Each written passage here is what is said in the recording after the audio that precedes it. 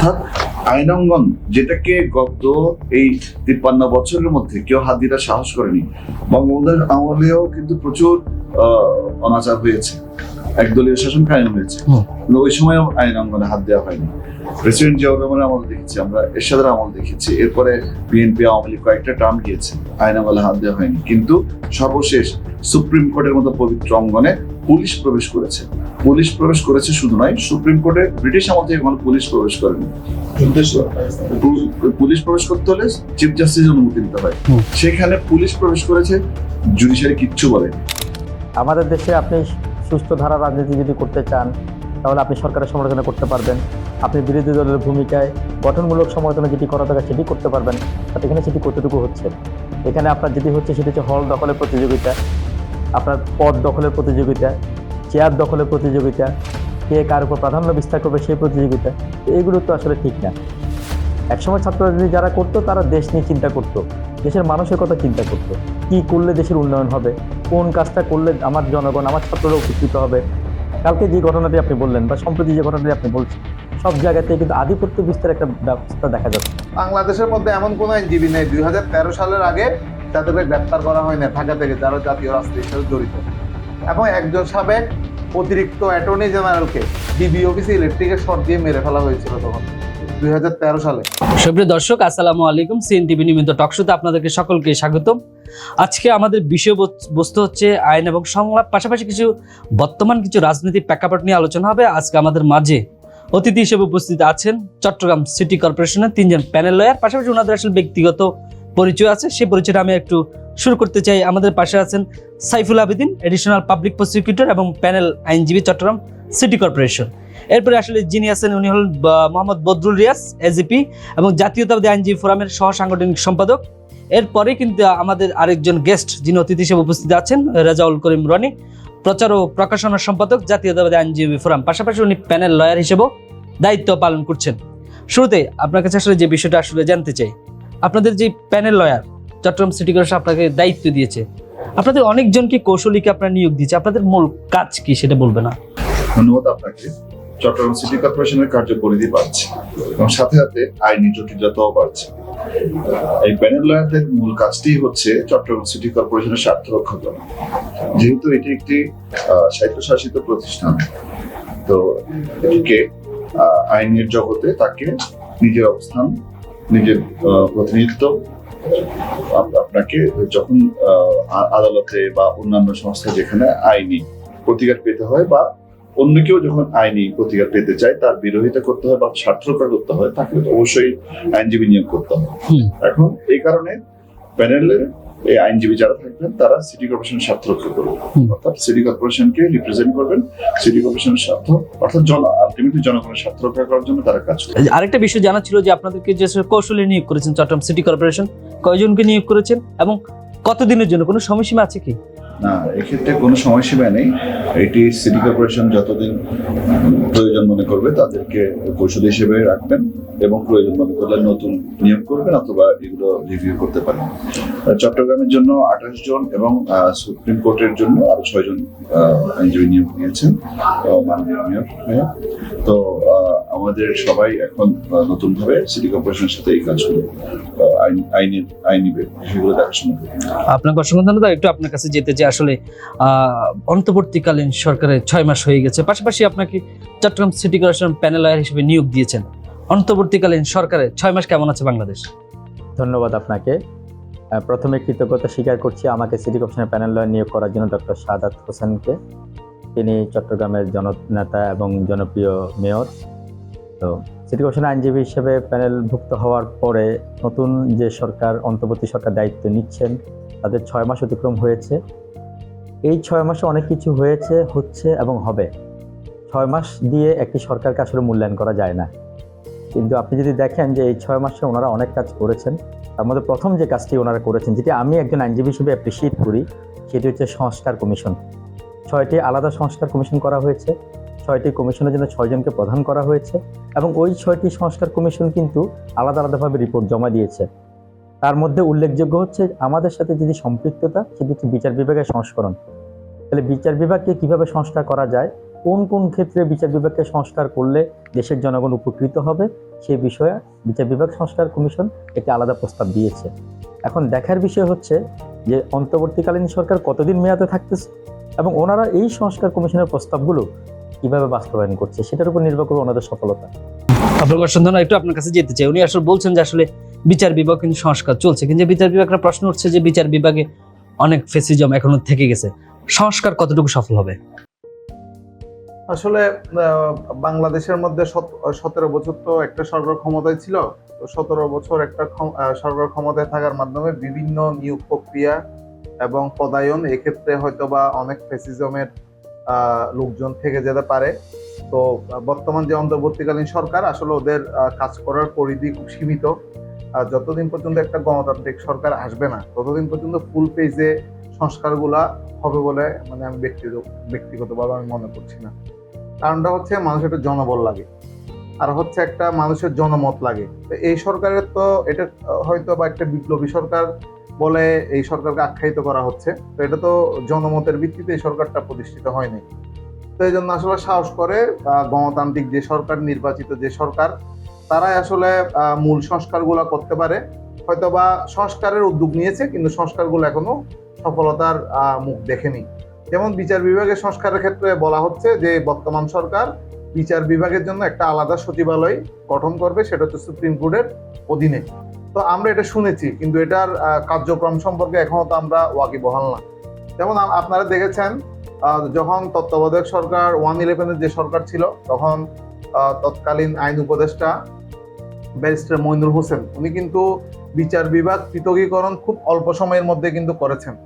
তো আসলে একটা স্বাধীন বিচার বিভাগের ক্ষেত্রে, যেটা সুপ্রিম কোর্টের আন্ডারে যেটা কমিশন, যেটা আমরা স্বাধীন বিচার বিভাগের যেটা কমিশনের কথা বলছি, আলাদা সচিবালয়, সেই সচিবালয়টা এখনো পর্যন্ত বর্তমান সরকার গঠন করতে পারেনি। হচ্ছে আগে যদি এই সরকার যদি ন্যূনতম যদি এই কাজটা যদি করে যায়, যে একটা সুপ্রিম কোর্টের অধীনে আলাদা বিচার বিভাগীয় সচিবালয় যদি স্থাপন করতে পারে, তাহলে সেটাই আমরা এই সরকারের এই সরকারের আইন বিভাগের প্রথম সংস্কারের সফলতা হিসেবে আমরা ধরে নিব। অসংখ্য ধন্যবাদ। আপনার কাছে একটু আসি যে চিটাগং আসলে হাইকোর্ট ডিভিশন একটা ডিভিশন হওয়ার কথা ছিল, একটা ব্রাঞ্চ হওয়ার কথা ছিল, আদৌ কি হয়েছে এবং হলে কতটুকু জনগণ উপকৃত হবে? ধন্যবাদ। আমরা যতটুকু জানি হয়েছে। এটি হচ্ছে বাংলাদেশের সাংবিধানিক কাঠামোয় এখন হাইকোর্টের ডিভিশন করার সুযোগ নেই। যেটি করতে পারে সেটা হচ্ছে সার্কিট বেঞ্চ করতে পারে। এখন আপনারা দেখতে হবে চট্টগ্রামে মামলার যে পরিমাণ জটিলতা এবং মামলার যে মেরিট, তার পাশাপাশি মামলার যে উদ্ভবের কারণ, এগুলোর মধ্যে চট্টগ্রামের একটা হাইকোর্টের পরিপূর্ণ ডিভিশন থাকাই খুব জরুরি।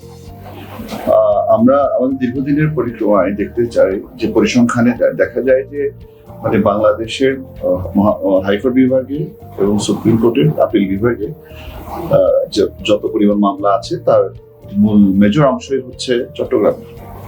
তার পাশাপাশি আপনার অ্যাডমিরালটি ম্যাটার্স, বন্দরে বা কাস্টমসের যেসব ম্যাটারগুলো, ওগুলোকে অধিক্ষেত্র আসলে হাইকোর্ট, কিন্তু আমাদেরকে এখান থেকে আবার ঢাকায় যেতে হয়, আমাদের আইনজীবীদেরও যেতে হয়, আমাদের যারা আইনের প্রতিকার পেতে চান তাদেরকেও ঢাকায় যেতে হয়। সেক্ষেত্রে যদি চট্টগ্রামে একটা হাইকোর্টের ডিভিশন স্থায়ী হয় বা সার্কিট বেঞ্চ হয়, সেক্ষেত্রে আমাদের সেই প্রতিকারের জন্য ঢাকায় যেতে হবে। সেক্ষেত্রে চট্টগ্রাম জনগণ সুফল পাবে এখান থেকে, জনগণ তো সুফল পাবে। এখন দেখুন, আমাদের পাশের দেশের হিসাব করলে ওদের তো ভারত বা পাকিস্তানে হচ্ছে প্রাদেশিক সরকার আছে, প্রতিটি প্রদেশে একটি করে হাইকোর্ট আছে এবং দিল্লিতে বা ইসলামাবাদে সুপ্রিম কোর্ট আছে। যেহেতু বাংলাদেশ এক কেন্দ্রিক রাষ্ট্র, এখানে কোনো প্রদেশ নেই, সেক্ষেত্রে বাংলাদেশে হাইকোর্ট এবং অ্যাপিলেট ডিভিশন মিলে দুইটাই ঢাকাতে। এখন সংস্কার কমিশনের প্রস্তাবে প্রদেশের কথা এসেছে। প্রদেশ হোক বা না হোক, এখানে সংবিধান সংস্কার করে অবশ্যই একটি ডিভিশন চট্টগ্রামে নিয়ে আসা দরকার। কারণ চট্টগ্রামের মামলা জট, প্রচুর আইনজীবী এবং আইনের প্রচুর আমাদের মক্কেল আছে, যাদেরকে মানে শুধু মাত্র হাইকোর্টের জন্য ঢাকা যেতে হচ্ছে। এই যদি হাইকোর্টের ডিভিশন নিয়ে আসা হয়, তাহলে এই ঢাকার থেকে প্রেশারটা কমে যাবে।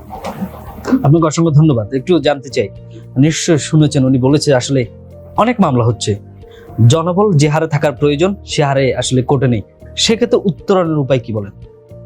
এখানে উত্তরণের অনেকগুলো উপায় আছে। তার মধ্যে প্রথম উপায়টি হচ্ছে, যদি সালিশ মীমাংসার মাধ্যমে যদি মামলাগুলো জট কমানো যায়, আপনি সরাসরি মামলায় গেলেন না, একটা আপোষ মীমাংসা করা যেতে পারে। আপোষ মীমাংসার মাধ্যমে কিন্তু অনেক মামলা হওয়ার আগেই কিন্তু মীমাংসা করা যায়, সেটার একটা বিষয় আছে। এক্ষেত্রে গ্রাম্য আদালত আছে, গ্রাম্য আদালতের আবার একটা এখতিয়ারের বিষয় আছে, তাদের একটা লিমিটেশন আছে, তারা চাইলেও সব কিছু মীমাংসা করতে পারবেন না।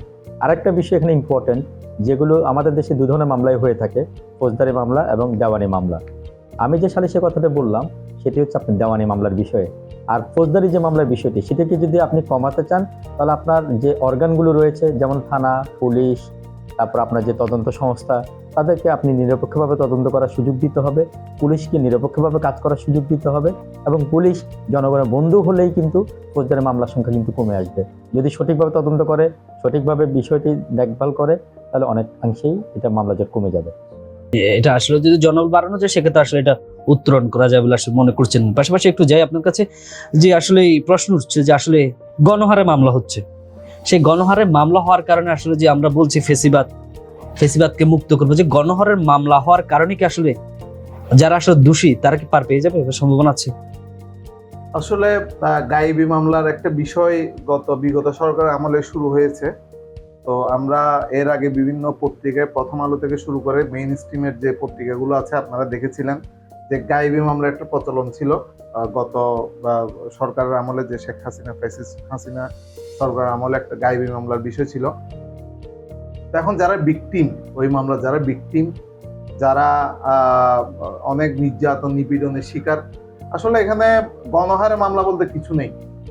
যারা আপনি দেখেছেন যে ছাত্র জনতার উপর কিভাবে পুলিশ, তারপর আওয়ামী লীগ, ছাত্রলীগ, যুবলীগ সহ সরকারের পেটুয়া বাহিনী কিভাবে ছাত্র জনতার উপর গুলিবর্ষণ করেছে, পিটিয়ে জখম করেছে, সেটা আপনারা আগস্ট জুলাইয়ের অভ্যুত্থানের মধ্যে আপনারা দেখেছেন।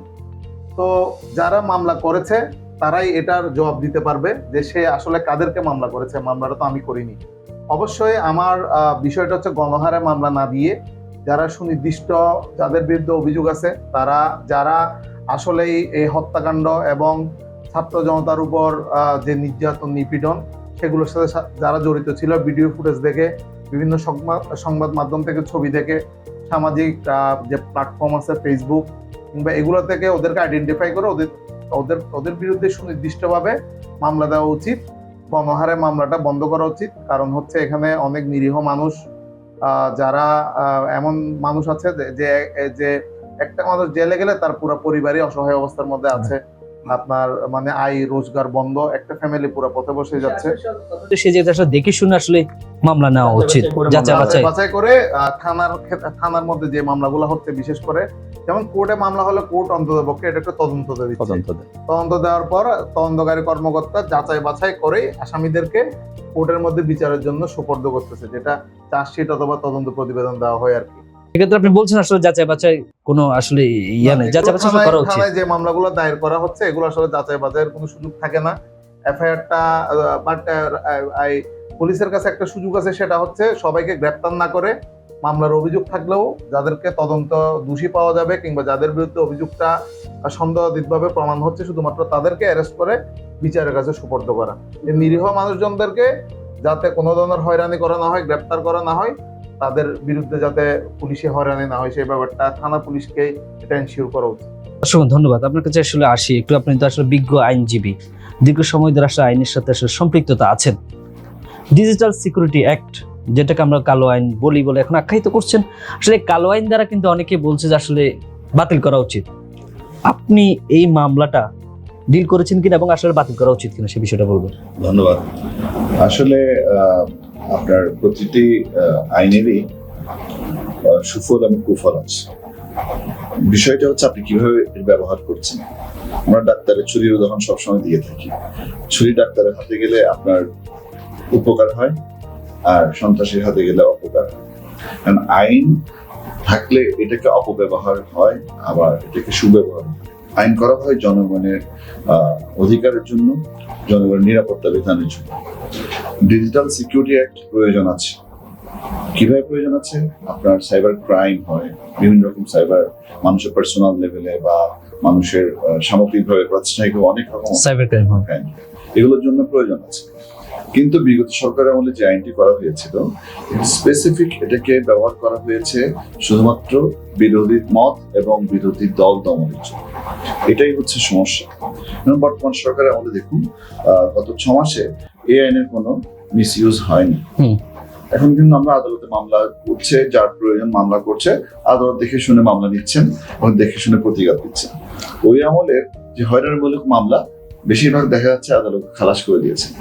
অর্থাৎ ওই আমলে আদালত কিন্তু হাত পা বাঁধা ছিল। আমরা যতই বলি বিচার বিভাগ স্বাধীন, ওই আমলে কিন্তু হাত পা বাঁধা ছিল। বিচার বিভাগের স্বাধীন ছিল না, ফ্রিডম ছিল না, তারা চাইলে প্রতিকার দিতে পারতেন না। এখন কিন্তু এই আইনে কিন্তু কোন রকম হয়রানিমূলক মামলা হচ্ছে না। এখন কিন্তু আপনি 6 মাসে দেখুন আমরা সবাই মন খুলে কথা বলছি, সবাই লেখালেখি করছি, সত্য প্রকাশ করছি। এবং আরো মজার কথা হচ্ছে গুজব বা এই ধরনের প্রপাগান্ডা ছড়ানোর জন্য যে পরিমাণ শাস্তির বিধান আছে ওইটাও কার্যকর হচ্ছে না। প্রচুর গুজব কিন্তু আগে ছড়িয়েছে, তারপরে কিন্তু সরকার কার্যকর পদক্ষেপ নিচ্ছে লাইনে যাচ্ছে না।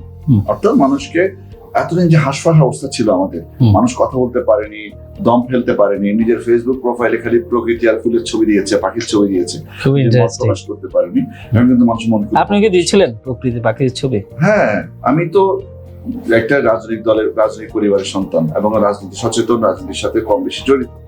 পরে এমন অবস্থা হয়েছে যে পরিবার থেকে মিটিং হয়েছে, আমি পলিটিক্যাল পোস্ট দিতাম দেখি। একটু ইন্টারাপ্ট করে এখানে বলছে যারা আইনজীবী আছেন, গতকাল আমি একজনের সাথে প্রোগ্রাম করেছি, সে বলছে যারা আইনজীবী আছে তাদের কিন্তু আসলে মামলা দিল, তারা কিন্তু আসলে জেল হাজত আসলে সম্মানের জন্য পাঠানো হয় না। এটা কতটুকু সত্য? এটা অসত্য। ওই আমলে আসলে ফ্যাসিস্ট আমলে মানুষের কোনো অধিকারে তারা রাখেনি।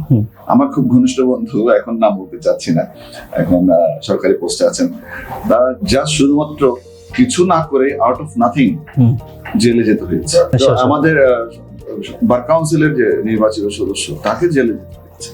এই হাই প্রোফাইল আইনজীবী, আমরা তো সাধারণ আইনজীবী বলা যায়, যারা বাংলাদেশ নিয়ন্ত্রণ করেন, এই লেভেলের আইনজীবীদেরকে পর্যন্ত জেলে পাঠানো হয়েছে উইদাউট এনি রিজন, শুধুমাত্র তাদের ফ্যাসিজম টিকিয়ে রাখার জন্য। অর্থাৎ আইনাঙ্গন, যেটাকে গত এই 53 বছরের মধ্যে কেউ হাত দিতে সাহস করেনি। বঙ্গবন্ধুর আমলেও কিন্তু প্রচুর অনাচার হয়েছে, একদলীয় শাসন কায়েম হয়েছে, কিন্তু ওই সময়ও আইনাঙ্গনে হাত দেওয়া হয়নি। প্রেসিডেন্ট জিয়াউর রহমানের আমল দেখেছি আমরা, এরশাদের আমল দেখেছি, এরপরে বিএনপি আওয়ামী লীগ কয়েকটা টার্ম গিয়েছে, আইনাঙ্গনে হাত দেওয়া হয়নি। কিন্তু সর্বশেষ সুপ্রিম কোর্টের মতো পবিত্র অঙ্গনে পুলিশ প্রবেশ করেছে। পুলিশ প্রবেশ করেছে শুধু নয়, সুপ্রিম কোর্টে ব্রিটিশ আমল থেকে কোনো পুলিশ প্রবেশ করেনি। পুলিশ প্রবেশ করতে হলে চিফ জাস্টিস অনুমতি নিতে হয়, সেখানে পুলিশ প্রবেশ করেছে, জুডিশিয়ারি কিচ্ছু বলেনি। পুলিশ প্রবেশ করেছে, কেন বলেনি? কেন বলেনি? সরকারের আজ্ঞাবহ জুডিশিয়ারি ছিল তখন, সরকার আজ্ঞাবহ, সরকারের কথা বাইরে কিছু বলা যাবে না। জুডিশিয়ারি সবসময় সরকারের উপরে থাকে, জুডিশিয়ারিকে এখন সরকার হাত দিতে পারে না। জুডিশিয়ারি স্বাধীন থাকবে। জুডিশিয়ারি হচ্ছে জনগণের বিবেক, জনগণের সর্বশেষ আস্থাস্থল, ওটাই নষ্ট করেছে। পুলিশ দিয়ে আইনজীবীকে পিটিয়ে আহত করেছে, গ্রেফতার করেছে, জেলে দিয়েছে। সে জায়গাতে বলছেন যে আসলে আইনজীবী কিন্তু প্রচুর নির্যাতিত হয়েছে, অপমানিত, জেলও গিয়েছে। আপনার কাছে একটু যাই, আসলে শুনছি এতক্ষণ আসলে আইনের যে আসলে যারা আইনজীবী তারা কিন্তু লাঞ্ছিত হয়েছেন। আপনাকে একটা বিষয় জানতে চাই, আমি বাইরে পড়াশোনা করেছেন, লন্ডনে পড়াশোনা করছেন, এমিগ্রেশন একটা আইন আছে, মানে আপনার অনেক সময় দেখা যায় বাংলাদেশ থেকে যখন কেউ বাইরে যায় বিভিন্ন আইনের জটিলতা আছে। আপনার কি কোন কোন কারণে বাধা সৃষ্টি হয়, সেই বিষয়ে আপনার কোনো ধারণা আছে? এটির মূল কারণ হচ্ছে আসলে আপনি কি জন্য যাচ্ছেন সেটার উপর নির্ভর করে। বাংলাদেশ থেকে কিন্তু মানুষ 2 ধরনের কাজের জন্য বাইরের দেশে যায়, একটা হচ্ছে জব করার জন্য, আর একটা হচ্ছে স্টাডি পারপাসে। এখন যারা স্টাডি পারপাসে যাচ্ছে তারা যদি আপনার ইউনিভার্সিটির অফার লেটার, অ্যাকসেপ্টেন্স লেটার এগুলো যদি নিয়ে যেতে পারে তাহলে তাদের তো সমস্যা হওয়ার কথা না। এক্ষেত্রে কিছু এজেন্সি ভূমিকা পালন করে, যারা এই সমস্ত ইউনিভার্সিটির সাথে ডিলস করে তাদের কিছু ভূমিকা থাকে। আর যারা জব করতে যাচ্ছে সেখানে কিছু আবার এজেন্সি আছে যারা এই যে ভিসা সংক্রান্ত জটিলতা, তারপর আপনার পাসপোর্ট এই প্রসেসিংয়ের সাথে জড়িত, তাদের সাথে আপনার মানব পাচারের বিষয় যদি জড়িয়ে যায় তাহলে কিন্তু আমাদের দেশের লোকেরা সাফার করছে। কারণ আপনি যাচ্ছেন একটা কাজের জন্য, হয়তো দেখা যাচ্ছে আপনাকে কোনো মতো বর্ডার ক্রস করতে হলেই সে দায়িত্ব নিচ্ছে আপনার ওই এজেন্সি। আপনি সেখানে গিয়ে আদৌ আপনি কোনো জব করছেন কিনা, সেখানে গিয়ে আপনি আদৌ কোনো স্টাডি পারপাসে যাচ্ছেন কিনা, কোনো ইউনিভার্সিটিতে লেখাপড়া করছেন কিনা, সে ধরনের কোনো বিষয় কিন্তু তারা মনিটরিং করে না। যদি মনিটরিং করা হতো তাহলে এই বিষয়গুলো অনেকাংশে কমে আসতো। ধন্যবাদ। আপনার কাছে যাবো, আসলে একটা প্রশ্ন রাখতে চাই, ইফ ইউ ডোন্ট মাইন্ড। প্রশ্নটা হচ্ছে যে এরকম যে আসলে আইনজীবীদের অনেকে আসলে পছন্দ করে না, বলে যে ওরা কষাই, গেলে হচ্ছে টাকা পয়সা সব নিয়ে নেয়, অর্থমৈত্য যা আছে সবকিছু নিয়ে নেয়। কিন্তু আইনজীবীর কারণে কিন্তু আসলে দেশের আইন প্রচলিত আইনের মাধ্যমে কিন্তু আসলে যারা ভিকটিম তারা কিন্তু আসলে বেরিয়ে আসে। সেক্ষেত্রে আইনজীবীদের একটা ভূমিকা থাকে। সেই প্রফেশনটাকে মানুষের সামনে কিভাবে আপনারা প্রেজেন্ট করছেন? আচ্ছা, আপনি যে বললেন যে আইনজীবীরা কসাই, লোকজনের কাছে এরকম একটা প্রবাদ প্রচলিত রয়েছে, তো এটা আমি আপনার সাথে একমত হতে পারলাম না। আমি আপনার সাথে এই বিষয়টা নিয়ে ভিন্ন মত পোষণ করছি। কারণ হচ্ছে আমি সকালবেলা কোর্টে গেলাম, কোর্টে গিয়ে আমার কাজটা হচ্ছে আইনজীবীর হাজিরা দেওয়া, আইনজীবীর পক্ষে কোনো আইনজীবী হাজতে থাকলে অথবা কোর্টে সারেন্ডার করে আসলে তার পক্ষে জামিনের আবেদন করা, তারপর হচ্ছে কোনো মামলায় যদি সাক্ষী আসে তাহলে আমি জেরার জন্য প্রস্তুতি গ্রহণ করা, তারপর হচ্ছে যদি আর্গুমেন্ট থাকে মামলা যুক্তিতর্ক রায়ের পূর্বে তাহলে এগুলো আমার রেডি করার প্রস্তুত করা। তাহলে এটা হচ্ছে একজন ক্রিমিনাল আইনজীবীর কাজ। একজন সিভিল আইনজীবীর কাজ হচ্ছে একটা আর্জি প্রস্তুত করা, কেউ যদি ফাইলিং করে, কেউ যদি জবাব দেয় মামলার ওই জবাবটা রেডি করা, তারপর সাক্ষী আসলে জেরা করা, আর্গুমেন্ট করা, এগুলো অনেকগুলো কাজ আছে। এখন একজন ক্লায়েন্ট আমাকে টাকাটা কিভাবে দিচ্ছে, আমাকে হাজিরার জন্য হচ্ছে সে যদি আমার কাছে যদি মামলাটা যদি ফাইলিং যদি করতে আসে তাহলে সে আমাকে মামলার ফাইলিং এর ফি দিচ্ছে। যদি হাজিরা দিতে আসে সাধারণ হাজিরা তাহলে সে আমাকে হাজিরার টাকা দিচ্ছে। আর যদি জামিন শুনানির ক্ষেত্রে হয় তাহলে সে আমাকে জামিনের খরচ কিংবা বেল বন্ড এখানে সেক্ষেত্রে কি আপনাদের কোনো নির্দিষ্ট ফি লেখা থাকে? না, আমাদের নির্দিষ্ট কোনো ফি নেই। অবশ্যই যে চট্টগ্রাম আদালতের মধ্যে প্রায় 6,000 আইনজীবী নিয়োজিত রয়েছে, তো আইনজীবীর ফি এর বিষয়ে যাচাই বাছাই করার একটু সুযোগ আছে। এখন একজন মক্কেল আমার কাছে আসলো, যে এই না যে মক্কেল আমাকে দিয়ে মামলাটা করাতে হবে, উনি যাচাই বাছাই করবে। এখানে আইনজীবীরও একটা স্ট্যান্ডার্ড আছে, সব আইনজীবী তো আর এক কাতারের চিন্তা করলে হবে না। আইনজীবীদেরও সিনিয়র আছে, জুনিয়র আছে, একটা সিনিয়র আইনজীবী আছে, জুনিয়র আইনজীবী আছে, আইনজীবীদের একটা স্ট্যান্ডার্ড আছে যে কে কতটুকু নলেজেবল আইনজীবী, ওই ফিটা এর উপর ডিপেন্ড করে। এখন আপনি যদি আমাকে যে 2 বছর যে প্র্যাকটিশনার তার ফির সাথে যদি একজন 20 বছর প্র্যাকটিশনার লয়ারের সাথে যদি তুলনা করেন অভিজ্ঞতা, তাহলে তো এই ফি তো মানে এটা তো আসলে হয় না। বলছেন যে আসলে সিনিয়র এবং জুনিয়র দুইটা পার্ট থাকে, যারা সিনিয়র তাদেরকে অনেক বেশি ফি দিতে হয়, মানে তার আসলে জ্ঞান অনুযায়ী আসলে নলেজ অনেক বেশি বা অভিজ্ঞতার ভিত্তিতে কিন্তু ফিটা আসলে নির্ধারণ করা হয়। সেক্ষেত্রে কোনো স্পেসিফিক ফি কি থাকে? কোনো ফি নেই। এখন আপনাকে যে অভিযুক্ত দিয়েছে যে আইনজীবীরা কসাই, তাকে কোন আইনজীবী কত টাকা ফি নিয়েছেন, কি কোন কাজের পারপাসে জন্য? ফি নিয়েছেন সেটা একটু আপনি প্রশ্ন করবেন। তাহলে ওই প্রশ্নটা যদি আপনি যদি জেনে নিতে পারেন তাহলে পরবর্তী যদি আমি আপনাদের এখানে যদি কোনো টক শোতে আসি তাহলে সেটা আমি রিপ্লাইটা দিতে পারবো। বাট আমি আমার ল প্রফেশনটাও 10 বছরের অতিক্রান্ত হয়েছে আমি আইনজীবী হিসেবে আমার, তো এমন কোনো ক্লায়েন্ট বলতে পারবে না যে আমি কোনো ক্লায়েন্টের সাথে কসাইয়ের মতো আচরণ করেছি। আজকেও আমি বেশ কয়েকটা মামলা আমি কোনো ফি নিই নাই, লিগ্যাল এড দিয়েই মামলা করেছি। আর আপনারা জানেন বিগত 17 বছরে যারা আমরা বিশেষ করে আমি হাটহাজারী উপজেলা লিগ্যাল এড কমিটির আহ্বায়ক, বিএমপির উপজেলা বিএমপি লিগ্যাল এড কমিটির আহ্বায়ক। আমরা লিগ্যাল এড দিয়েছি আমাদের পার্টির নেতা কর্মীদেরকে এবং গরিব মানুষজনদেরকে আমরা লিগ্যাল এড দিয়েছি। তাহলে এটা কসাই একজন আইনজীবী কসাইগিরি করেছে কোনো একটা মক্কেলের সাথে, সেটা আমি কোনোভাবে বিশ্বাসযোগ্য না। সেটা হয়তো ওনার কোনো তথ্যগত ভুল রয়েছে। ওনার একজন আইনজীবী দিয়ে 6,000 আইনজীবীকে তুলনা করা যাবে না, বিবেচনা করা যাবে না। আর একটা বিষয় আমি অ্যাড করবো, সেটা হচ্ছে আপনি আমার বিজ্ঞ সহকর্মী সাইফুল আবেদিন ভাইকে একটা প্রশ্ন করেছেন যে লয়ার হওয়ার কারণে জেল খাটতে হয়নি। আপনি একটু ইতিহাস আপনি পূর্বের দিকে গেলে আপনি জানতে পারবেন 2013 সালের নির্বাচনের আগে বাংলাদেশের যিনি সবচেয়ে বয়োজ্যেষ্ঠ এবং হচ্ছে সবচেয়ে সিনিয়র আইনজীবী ছিলেন তৎকালীন বার কাউন্সিলের সহসভাপতি অ্যাডভোকেট খন্দকার মাহবুব হোসেন, ওনাকে পর্যন্ত গ্রেপ্তার করা হয়েছিল। তারপর হচ্ছে আমাদের ব্যারিস্টার মাহবুদ্দিন খোকন, নিশ্চয়ই চিনেন, বর্তমান বার কাউন্সিলের মেম্বার এবং সুপ্রিম কোর্ট বারের প্রেসিডেন্ট, উনিও তখন জেলে গিয়েছেন। বাংলাদেশের মধ্যে এমন কোনো আইনজীবী নেই 2013 সালের আগে যাদেরকে গ্রেপ্তার করা হয় না ঢাকা থেকে, যারা জাতীয় রাজনীতির সাথে জড়িত। এবং একজন সাবেক অতিরিক্ত অ্যাটর্নি জেনারেলকে ডিবি অফিসে ইলেকট্রিকের শর্ট দিয়ে মেরে ফেলা হয়েছিল তখন 2013 সালে। আপনি সর্বশেষ আমাদের বাঁশখালীর আমাদের জাতীয়তাবাদী আইনজীবী ফোরামের একজন নেতা, বাঁশখালীর বাড়ি অ্যাডভোকেট, বর্তমানে এডিশনাল পিপি হিসেবে কর্মরত হয়েছেন অ্যাডভোকেট শওকত, উনি 2 মাস এই রাজনৈতিক মামলায় জেল খেটেছেন। 2 মাস। তাহলে আপনাকে যে ইনফরমেশনটা দিয়েছে যে আইনজীবী হওয়ার কারণে অনেকজনকে জেল খাটতে হয়নি, সেটা হচ্ছে সম্পূর্ণ মিথ্যা এবং বানোয়ার তথ্য। আপনি সর্বশেষ যে সুপ্রিম কোর্টের নির্বাচন নিয়ে একটা আওয়ামী লীগের দুই গ্রুপের সংঘর্ষে বিএনপির তৎকালীন সুপ্রিম কোর্টের secretary candidate barrister Ruhul Quddus Kajal এবং আমাদের চট্টগ্রামের কৃতি সন্তান সুপ্রিম কোর্ট আইনজীবী সমিতির সাবেক সদস্য ব্যারিস্টার ওসমান চৌধুরী সহ একাধিক আইনজীবীকে জেলে দিয়ে রিমান্ডে নির্যাতন করে তাদেরকে প্রায় 1 মাসের মতো কারান্তরীণ রাখা হয়েছিল। আপনার সর্বশেষ এটা হচ্ছে গত 1 বছর আগের আমি সুপ্রিম কোর্ট বারের নির্বাচনের কথা বলছিলাম। তো আইনজীবীরাও নিপীড়িত হয়েছে বিগত ফ্যাসিজমের সময়। আপনার সবাই সমাজের সব শ্রেণীর লোকজন এই ফ্যাসিজমের তারা নির্যাতনের শিকার। আপনাকে অসংখ্য ধন্যবাদ, আসলে খুব সুন্দরভাবে আসলে উপস্থাপন করেছেন। দর্শক শুনছেন নিশ্চয়ই যে আসলে আইনের ব্যাখ্যা দিয়েছেন এবং আইন পেশা কেন আসলে জনপ্রিয় সে বিষয়ে কিন্তু উনি আসলে জনগণের সামনে উপস্থাপন করার চেষ্টা করছেন। আসলে অসংখ্য ধন্যবাদ আপনাকে। পাশাপাশি আপনার কাছে আর একটা বিষয় আসতে চাই, সে বিষয় হচ্ছে যে আমাদের এখানে হাইকোর্ট ডিভিশন, তারপর হচ্ছে জেলা জজ কোর্ট আছে, যে গ্রাম্য আদালত সব জায়গায় কি আসলে প্রয়োজন কিনা, বা এই যে আইনের যে জটিলতা সেই জটিলতা থেকে উত্তরণের জন্য, বা আপনি কি মনে করেন যে আসলে গ্রাম্য আদালত সব জায়গায় করা প্রয়োজন? ধন্যবাদ।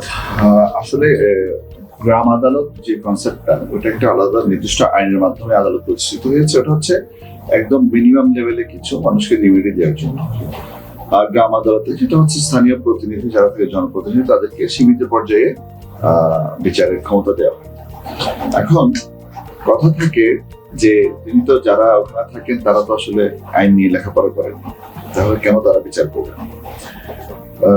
সে তার বিপরীতে বলতে হয় কিছু কিছু বিষয় আছে আইন না পড়েও কমন সেন্স দিয়ে অনেক কাজ করা যায়।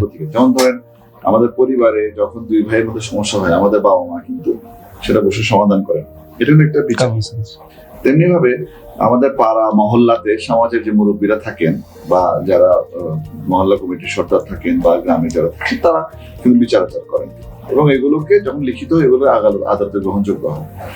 তখন এইভাবে যারা জনপ্রতিনিধি হয় তাদেরকে একটা সীমিত পর্যায়ে সালিশ করার বা মামলা পরিচালনা, মামলা মানে গ্রহণ করে, ছোটখাটো মামলা বলা যায় না, অভিযোগ নিয়ে এটাকে আমলে নেওয়ার সুযোগ থাকে। আচ্ছা আচ্ছা। এখন এগুলোকে প্রাতিষ্ঠানিক রূপ দেওয়া হয়েছে গ্রাম আদালত আইন দিয়ে। এখন দেখুন, বাংলাদেশ একটি জনবহুল দেশ।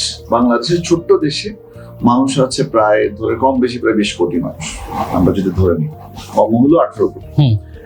এখন আমাদের যে আইন আদালত প্রতিষ্ঠা হয়েছে ওগুলো হয়েছে ব্রিটিশ আমলে, এবং আইন অনুযায়ী চট্টগ্রামে বা ঢাকায় যতগুলো থানা আছে, প্রতিটা থানা একটি করে ম্যাজিস্ট্রেট, একজন করে ম্যাজিস্ট্রেট থাকার কথা। ম্যাজিস্ট্রেট নেই চট্টগ্রাম থানা, এখন কম বেশি 12-20 থানা আছে, ম্যাজিস্ট্রেট আছে 6 জন। আচ্ছা আচ্ছা। ঢাকায় আছে যতটুকু, তার চেয়ে মানে জনবল আসলে কম, আসলে যে পরিমাণ থাকা প্রয়োজন। মানুষের মধ্যে অপরাধ প্রবণতাও বাড়ছে। তাহলে সেই অনুযায়ী আপনাকে আদালত বাড়াতে হবে, সক্ষমতা বাড়াতে হবে। এখন মনে করুন সাতকানিয়ার একজন মানুষকে যদি প্রতিদিন কোর্টে আসতে হয় মামলা নিয়ে, তার জন্য কতটুকু কষ্টদায়ক, অনেক কষ্ট। তাহলে আপনাকে আদালতকে বিকেন্দ্রীকরণ করতে হবে এবং আদালতের সক্ষমতা বাড়াতে হবে। কেমন? অর্থাৎ আপনাকে আপিলের স্তর কমাতে হবে। এখন আপনাকে একবার করলেন মামলা, এরপর গিয়ে ডিস্ট্রিক্ট জাজ আপিল, এরপর হাইকোর্টের লেভেলে, এরপর অ্যাপিলের ডিভিশন, এভাবে গিয়ে মানুষ ন্যায় বিচার পেতে অনেক দেরি হয়ে যাচ্ছে। অথচ আমাদের এখানে বলা হয়ে থাকে একটা সিভিল মামলা করলে এক মামলা দিয়ে মানে দেখা যাচ্ছে লয়ারের কয়েক জেনারেশন পার হয়ে যায়, এমনও বলা হয়ে থাকে। আবার দাদা মামলা করলে নাতিও শেষ করতে পারে না। এটা কিন্তু লয়ারের দোষ না, এটা হচ্ছে আমার আইনি জটিলতা এবং আইনি সিস্টেমটা দোষ। গত কয়েক বছর আমরা স্টাডি করে দেখেছি, ব্রিটিশ ল আমাদের এখানে চলছে, এখনো চলছে, কিন্তু ব্রিটিশ ল ওরা মডিফাই করে সিভিল ল 6 মাসের মধ্যে ওরা টোটালি কমপ্লিট করে দিচ্ছে, মানে রায় দিচ্ছে। তাহলে এটা আসলে আমাদের যে আমলাতান্ত্রিক জটিলতা, আমাদের সিস্টেমের প্রবলেম। এখন আপনাকে উপজেলা পর্যায়ে অবশ্যই আদালত নিয়ে যেতে হবে, গ্রাম পর্যায়ে আদালত নিয়ে যেতে হবে এবং ওখানে তাদের প্রতিকার দিতে হবে, মানুষ যাতে জনগণ যাতে সুফল যেতে পারে। অ্যাপিলের পর্যায়টা শুধু সিঙ্গেল পর্যায়ে রেখে দিতে হবে, এটাই শেষ চূড়ান্ত। এবং আমাদের জুডিশিয়ারিকে আরো বেশি, অনেক বেশি লোকবল দিতে হবে, অনেক বেশি দক্ষতা সম্পন্ন আমাকে জাজ দিতে হবে, তাহলে আমরা কিন্তু এই আইনি দ্রুত আইনি প্রতিকার পাবো। অসংখ্য ধন্যবাদ। আসলে খুব সুন্দরভাবে উপস্থাপন করেছেন যে আসলে গ্রাম্য আদালত কিন্তু আসলে কেন প্রয়োজন। দর্শক শুনছেন সেই বিষয়ে কিন্তু আসলে উনি খুব বিজ্ঞ একজন আইনজীবী এবং additional public prosecutor. City corporation panel আইনজীবী আসলে খুব সুন্দর উপস্থাপন করেছেন। একটু আপনার কাছে যাই, যে সম্প্রতি যদি আমরা কিছু বিষয় যদি আলোচনা করি, আইনের বাইরে কিন্তু আমরা একটু যদি বাংলাদেশের প্রেক্ষাপট নিয়ে যদি আলোচনা করি, সেই জায়গা থেকে যদি বলি, আপনি রিসেন্ট দেখেছেন কুয়েট বিশ্ববিদ্যালয়, সেখানে দেখছেন যে পাল্টাপাল্টি অভিযোগ, এক গ্রুপ রাজনীতি করতেছে, আরেক গ্রুপ আসার চেষ্টা করতেছে, একজনকে অভিযোগ করছে। আসলে আইনের দিক থেকে আসলে সকলের রাজনীতি করার অধিকার আছে কিনা, সেই বিষয়টা বলুন। বিষয়টি হচ্ছে, এটি আপনি যে বিশ্ববিদ্যালয়ের নামটি বলেছেন, এটি আসলে বিশ্ববিদ্যালয়ের মধ্যে হয়ে থাকে, আগে থেকেও ছিল, এখনো আসছে। ছাত্র রাজনীতিকে কেন্দ্র করে এই বিষয়গুলো হচ্ছে।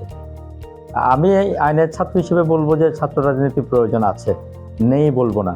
তবে সুস্থ ধারা ছাত্র রাজনীতি যেটা বলা চলে, সেটা কিন্তু আমাদের দেশে কিন্তু ব্যবহারটা কম।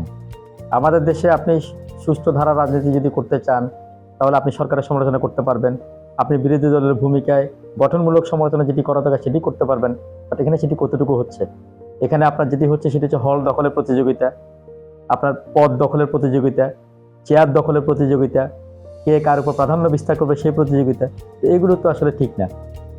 একসময় ছাত্র রাজনীতি যারা করতো, তারা দেশ নিয়ে চিন্তা করতো, দেশের মানুষের কথা চিন্তা করতো, কি করলে দেশের উন্নয়ন হবে, কোন কাজটা করলে আমার জনগণ, আমার ছাত্ররা উপকৃত হবে, ছাত্রদের যে উপকরণ যেগুলো ছিল সেগুলো কি করলে সস্তায় দেওয়া যাবে, সব ছাত্র কিভাবে শিক্ষা পাবে। এখন তো সেগুলো নিয়ে হচ্ছে না। কালকে যে ঘটনাটি আপনি বললেন বা সম্প্রতি যে ঘটনাটি আপনি বলছেন, সব জায়গাতে কিন্তু আধিপত্য বিস্তার একটা ব্যবস্থা দেখা যাচ্ছে। মূল কেন্দ্রটা কিন্তু আধিপত্য বিস্তার। আধিপত্য বিস্তারকে যদি রোধ করতে হয়, এই ছাত্র রাজনীতি দিয়ে যদি আপনি এমপি হওয়ার যোগ্যতা চিন্তা করেন, আপনি যদি মিনিস্টার হওয়ার জন্য যদি চিন্তা করেন, তাহলে এগুলো থাকবেই। আর ওই লেজুর ভিত্তি থেকে যদি বের হয়ে এসে যদি ছাত্র রাজনীতি করেন, তাহলে কিন্তু আমাদের দেশে এই সমস্যাগুলো থাকবে না। আমি যে প্রশ্নটা আপনাকে রাখছি, একটা দল করবে আরেকটা দল করতে চায়, সেক্ষেত্রে রাজনীতি করার অধিকার কতটুকু আছে? অবশ্যই রাজনীতি করার অধিকার আছে, তবে উনি যদি রাজনীতি করতে হয়, যারা দল নতুনভাবে গঠন করবেন, দল গঠন করা এটা কিন্তু দোষের কিছু না। আমার দেশের সংবিধান অনুযায়ী সবারই সব কথা মৌলিক অধিকার আছে। উনি ওনার নিজের কথা বলতে পারবেন, গণতন্ত্রের কথা বলতে পারবেন, ছাত্র সমাজের কথা বলতে পারবেন, সেক্ষেত্রে দলও গঠন করতে পারবেন, তবে ছাত্র অবস্থায় না। আগে ওনার পড়ালেখা শেষ করতে হবে, পড়ালেখা শেষ করে ওনার ছাত্র জীবন শেষ করে উনি আদুবাই হয়ে রাজনীতি করার দরকার নেই, তো দল করার দরকার নেই। ছাত্র জীবন শেষ করে তারপর দল করুক, অনেক সময় পড়ে থাকবে জীবনে দল করার জন্য। ধন্যবাদ, আসলে খুব সুন্দর উপস্থাপন করছেন। আমরা আসলে প্রোগ্রামের শেষ পর্যায়ে চলে এসেছি। প্রোগ্রাম শেষ পর্যায়ে আসার আগে আপনাকে একটা প্রশ্ন করতে চাই। সেই প্রশ্নটা হচ্ছে যে আসলে ডিসেম্বরের মধ্যে আসলে নির্বাচন করার একটা আভাস আমরা পেয়েছি। ডিসেম্বরের মধ্যে সংস্কার, নির্বাচন সবকিছু কি আসলে সংস্কার করে কি আসলে নির্বাচন দেওয়া সম্ভব কিনা, সে বিষয়টা বলতে। চট্টগ্রামের মধ্যে নির্বাচন কমিশন সংস্কারের যে প্রোগ্রামটা হয়েছিল চট্টগ্রাম ডিসি অফিসে, ডক্টর বদিউল আলম মজুমদার উনি এসেছিলেন। ওই প্রোগ্রামে আমন্ত্রিত অতিথি হিসেবে আমিও ছিলাম। ওখানে আমি কিছু আমার প্রস্তাবনা তুলে ধরেছিলাম যে নির্বাচন কমিশনের সংস্কারগুলো কিভাবে হওয়া উচিত এবং কারা কারা নির্বাচনের প্রার্থী হওয়ার জন্য যে সংবিধানের মধ্যে আমাদের যে ইয়েটা দেওয়া আছে, ক্রাইটেরিয়াটা দেওয়া আছে, এটারও অ্যামেন্ডমেন্ট করা উচিত, সেটা আমি তুলে ধরেছিলাম। বিশেষ করে নির্বাচন যারা করবেন, যদি শিক্ষিত জনগোষ্ঠী যদি আপনি তৈরি করতে চান, যদি আইন কানুন যদি সচেতনমূলকভাবে আপনি যদি সমাজে যদি প্রতিষ্ঠা করতে চান, তাহলে শিক্ষিত নেতৃত্বের কোনো বিকল্প নেই। তাহলে সেই হিসাবে আমি একটা প্রস্তাব দিয়েছিলাম যে অন্তত পক্ষে মিনিমাম যারা গ্রাজুয়েশন করেছে, অর্থাৎ ডিগ্রি কিংবা অনার্স যারা পাস করেছে, তাদের মধ্য থেকে এমপি মিনিমাম যোগ্যতাটা এমপি ক্যান্ডিডেটের জন্য স্ট্যান্ডার্ড এটা হওয়া উচিত, এটা আমি তুলে ধরেছিলাম। আপনারা দেখেছেন 1996-তে 2001 সালে তত্ত্বাবধায়ক সরকারের অধীনে 3 মাসের মধ্যে নির্বাচন অনুষ্ঠিত হয়েছিল। তো নির্বাচন করার জন্য 3 মাস আসলে খুব কম সময়ও না। বাংলাদেশের যে আইন শৃঙ্খলা পরিস্থিতি উন্নতি করে লেভেল প্লেয়িং ফিল্ড তৈরি করে একটা নির্বাচন দেওয়ার জন্য 3 মাস পর্যাপ্ত সময়। অলরেডি আপনারা দেখবেন এই সরকার 6 মাস অতিক্রান্ত করে ফেলেছে। যে ওনাদের কমিটমেন্টই ছিল যে আপনারা খেয়াল করবেন, আগস্ট অভ্যুত্থানের পরে যে প্রধান উপদেষ্টা এবং সেনাপ্রধান যে বক্তব্য দিয়েছিলেন, যে ওরা বলেছিলেন যে আমরা একটা ক্রাইসিস মুভমেন্টে আমরা সরকারের দায়িত্বভারটা গ্রহণ করেছি, আমরা খুব সংস্কারের মাধ্যমে খুব শীঘ্রই আমরা গণতান্ত্রিক প্রক্রিয়ায় নির্বাচনের মাধ্যমে নির্বাচিত জনপ্রতিনিধিদের হাতে আমরা ক্ষমতাটা হস্তান্তর করব। তো ডিসেম্বরের নির্বাচন যদি সরকারের যদি থেকে থাকে, তাহলে অবশ্যই ডিসেম্বরের মধ্যে নির্বাচন দেওয়া সম্ভব। আর যদি সরকার যদি মনে করে যে না আমরা সংস্কার গুলা শেষ না হওয়া পর্যন্ত আমরা নির্বাচন দিব না, সেটা আসলে উচিত হবে বলে আমার মনে হচ্ছে না। কারণটা হচ্ছে আপনি দেখেন বাংলাদেশের মধ্যে আইন শৃঙ্খলা পরিস্থিতি দেখেন, মানে উন্নতির কোনো লক্ষণ নেই। সেই জায়গাতে আপনি কি বলছেন, খুব দ্রুত নির্বাচন দেওয়া উচিত?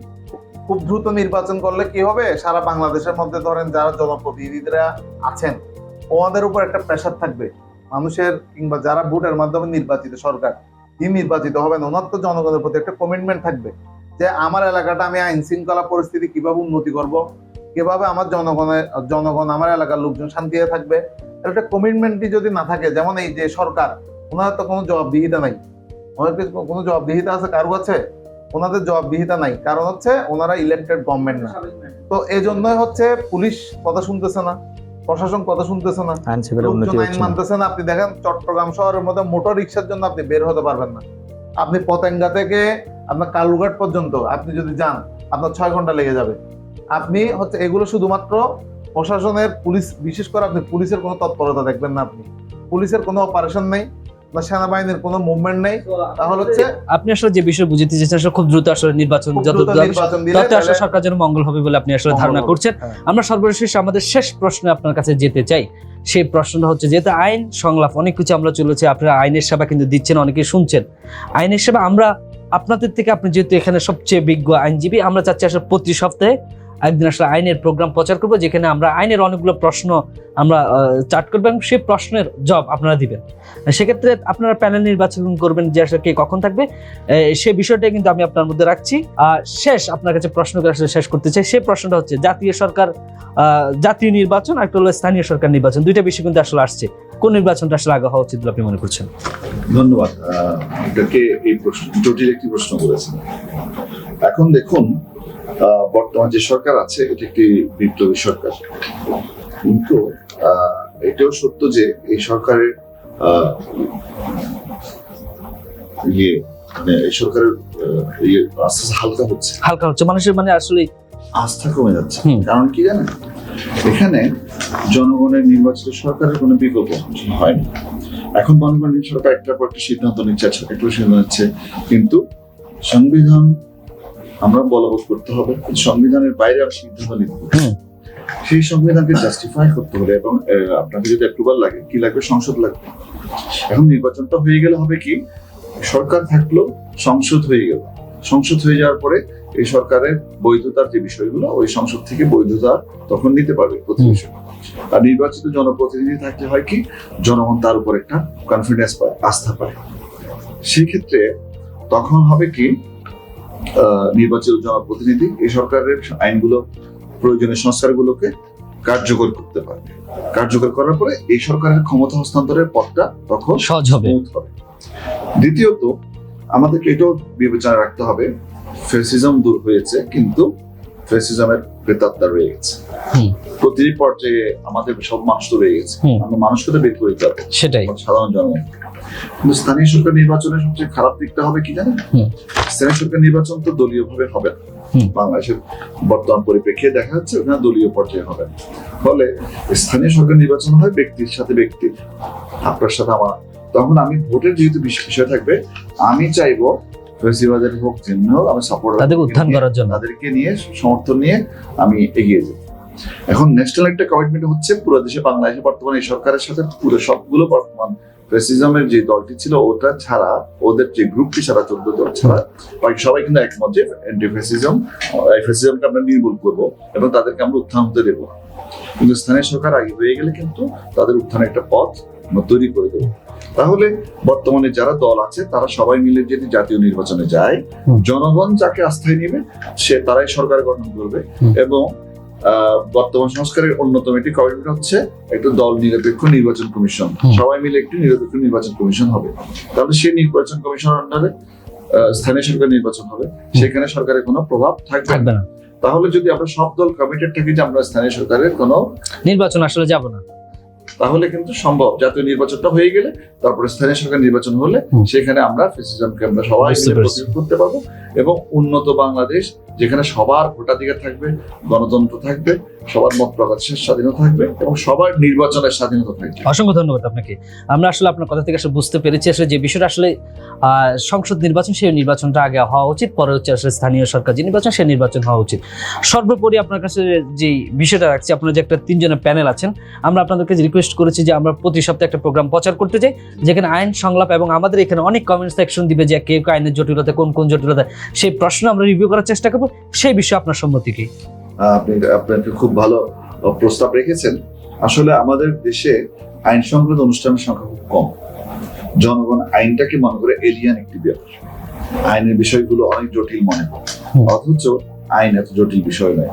মানুষ আইন সম্পর্কে সচেতন না বলেই আসলে আইনি বিষয়ে তার প্রতিকার পেতে ভয় পায়, আইনজীবীর কাছে যেতে ভয় পায়, এবং সমাজে একটা ধারণা হচ্ছে, আপনি যেটা বলেছিলেন একটি কথাটা আমি উচ্চারণ করতে যাচ্ছি না, কিন্তু এটা একটা ভুল ধারণা। অর্থাৎ আপনি সবার আগে আপনি উন্নত দেশে যাবেন, সব পরিবারে একজন লয়ার এবং ফ্যামিলি ডক্টর থাকেন, তারা এই দুজনের পরামর্শের বাইরে তারা কোনো কাজ করেন না। কেন করেন না?